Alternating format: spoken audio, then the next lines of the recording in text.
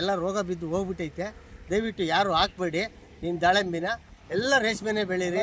ಇಲ್ಲ ನಾವು ತಿಂದಿದ್ದೆ ಮಣ್ಣು ತಿನ್ನ ಕೋತೀನಿ ಅಂದ್ರೆ ಅವ್ರ ಕುಟುಂಬಗಳೇ ನಾಶ ನೀಡ್ತವೆ. ಕುಟುಂಬನೇ ನೇಣು ಹಾಕೊಂಡು ಸಾಯಂತ ಪರಿಸ್ಥಿತಿ ಬಂದು ಕುಂತ್ಕೊಂಡ್ರೆ ಯಾರು ರೇಷ್ಮೆ ಬೆಳೆಗಾರರು ನೇಣು ಹಾಕೊಂಡಿರೋ ಉದಾಹರಣೆ ಇಲ್ಲ, ಸಾಲ ಮಾಡಿರೋ ಉದಾಹರಣೆ ಇಲ್ಲ.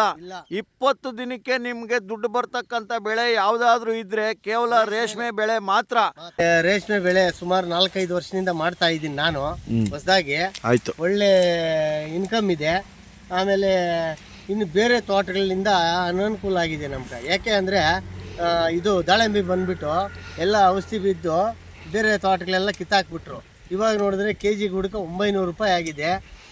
ಈಗ ಎಲ್ಲರೂ ಇಂಟ್ರೆಸ್ಟ್ ಬಿದ್ದವ್ರೆ, ಏನು ಕಡ್ಡಿ ಮಾಡಬೇಕು, ರೇಷ್ಮೆ ತೋಟ ಮಾಡಬೇಕು ಅಂತ. ಈಗ ಏನಿಲ್ಲ ಅಂದರೂ ಕೂಡ ಇವಾಗ ಒಂದು 40ರಿಂದ 50 ಎಕರೆ ಆಗೋಷ್ಟು ಕಡ್ಡಿ ಮಾಡೇ ಮಾಡ್ತಾರೆ ಈ ಸಾರಿ. ಈಗಾಗಲೇ ಮಾಡಿದ್ದಾರೆ ಒಂದು 10 ಎಕರೆಗಾಗೋಷ್ಟು ಈ ವರ್ಷ. ಮತ್ತು ಮುಂದಿನ ವರ್ಷ ಒಳಗಡೆ ಇನ್ನೂ ಮಾಡ್ತಾರೆ. ದಾಳಿಂಬೆ ಅಂತೂ ಏನು ಎಲ್ಲೂರಲ್ಲಿ ಆಗಲ್ಲ, ಎಲ್ಲ ರೋಗ ಬಿದ್ದು ಹೋಗ್ಬಿಟ್ಟೈತೆ. ದಯವಿಟ್ಟು ಯಾರು ಹಾಕ್ಬೇಡಿ ನಿಮ್ಮ ದಾಳಿಂಬಿನ. ಎಲ್ಲ ರೇಷ್ಮೆನೆ ಬೆಳೀರಿ. ದಾಳಂಬ್ರಿ ಒಂದೇ ಅಲ್ಲ, ಹೂಗಿಡಗಳಿರ್ಬೋದು, ತರಕಾರಿ ಇರ್ಬೋದು, ಎಲ್ಲಾ ಜನನು ಅವರು ತೊಂದರೆ ಆಗಿದ್ರು, ನಾವು ತೊಂದರೆ ಆಗಿದ್ರಿ.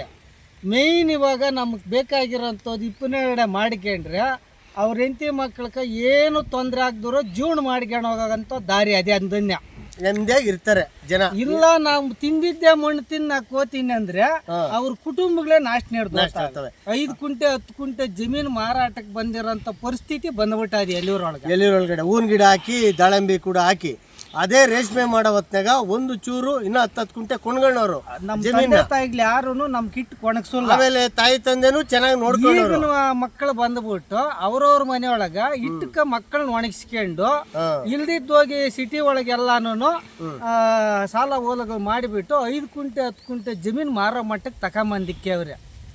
ಕುಟುಂಬನೇ ನೇಣು ಹಾಕೊಂಡು ಸಾಯಂತ ಪರಿಸ್ಥಿತಿ ಬಂದು ಕುಂತ್ಕೊಂಡ್ರೆ ಎಲಿಯೂರು ಗ್ರಾಮದೊಳಗ.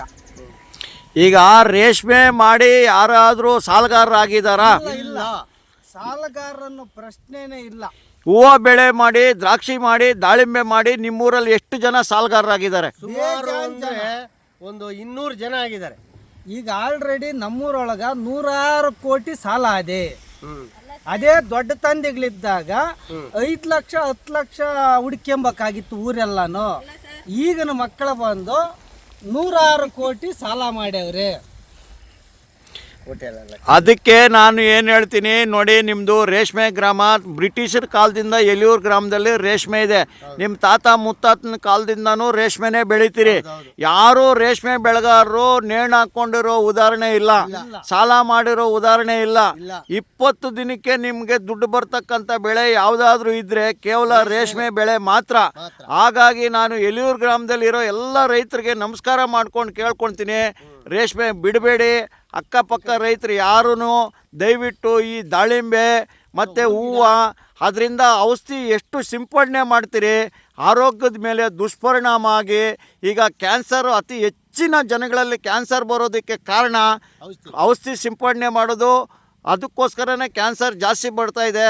ನಮ್ಮ ಹಿಪ್ಪನೇರಳೆ ತೋಟಕ್ಕಾಗಲಿ ಹುಳುಕ್ಕಾಗಲಿ ಹೊಡಿತಕ್ಕಂಥ ಔಷಧಗಳಲ್ಲಿ ನಮ್ಮ ಯಾವುದೇ ಆರೋಗ್ಯದ ದುಷ್ಪರಿಣಾಮ ಇರೋದಿಲ್ಲ.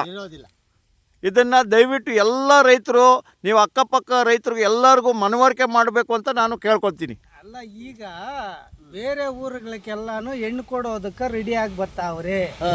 ಎಲಿಯೂರು ಒಂದಕ್ಕೆ ಯಾಕೆ ಹೆಣ್ಣು ಕೊಡ್ತಾ ಇಲ್ಲ? ಎಲ್ಲಾರ ಮನೆಗಳಾಗ ಹುಡುಗರು ಈ ತರಕಾರಿ ಬೆಳೆ, ಈ ದಾಳಂಬರಿ ಇಂಥವಕ್ಕೆಲ್ಲ ಔಷಧಿ ಹೊಡೆದು ಬಿಟ್ಟು ಫುಲ್ ವೀಕ್ ಆಗಿಬಿಟ್ನು. ಹೆಣ್ಣಕ್ಕೆ ಹೋದ್ರೆ ಹೆಣ್ಣು ಕೊಡ್ತಾ ಇಲ್ಲ. ನೋಡಿ ನಮ್ಮ ರೈತರ ಪರಿಸ್ಥಿತಿ ಯಾವ ರೀತಿ ಬಂದಿದೆ. ಈ ತರಕಾರಿ ಬೆಳೆ ಮತ್ತು ಔಷಧಿ ಹೊಡೆಯೋತಕ್ಕಂಥ ಇದರಲ್ಲಿ ಈ ಸೈಂಟಿಫಿಕ್ಕಾಗಿ ಪ್ರೂವ್ ಆಗಿದೆ ಕ್ಯಾನ್ಸರ್ ಬರುತ್ತೆ ಅಂತ. ಅದಕ್ಕೋಸ್ಕರ ಹೆಣ್ಣು ಕೊಡ್ತಾ ಇಲ್ಲ ಅಂತ ನಮ್ಮ ರೈತರೇ ಹೇಳ್ತಾ ಇದ್ದಾರೆ. ಅಣ್ಣ, ನಿಮ್ಮ ಹೆಸರು ಹೇಳೋಣ. ಮುನೇಗೌಡ ಅಂತ ಹೇಳಿಬಿಟ್ಟು.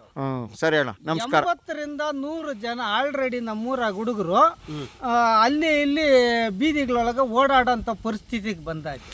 ದಯವಿಟ್ಟು ಮಕ್ಕಳನ್ನ ಇನ್ನು ಬೀದಿನಲ್ಲಿ ಓಡಾಡೋದಂಥ ಈ ಕೆಲಸಕ್ಕೆ ಮಾಡಬೇಡಿ. ಎಲ್ಲರೂ ರೇಷ್ಮೆ ಮಾಡೋದಕ್ಕೋಸ್ಕರ ರೈತರು ಮಕ್ಕಳನ್ನ ಪ್ರೇರೇಪಿಸೋದಕ್ಕೆ ದಯವಿಟ್ಟು ನಿಮಗೆಲ್ಲ ಇಲಾಖೆಯಿಂದ ಬರೋ ಎಲ್ಲ ಸವಲತ್ತುಗಳು ಕೊಡಿಸ್ತೀನಿ. ನೀವೆಲ್ಲರೂ ರೇಷ್ಮೆ ಮಾಡ್ತೀರಿ ಅನ್ನೋ ಒಂದು ಭರವಸೆ ಇದೆ. ಆಯಿತು ಸರ್.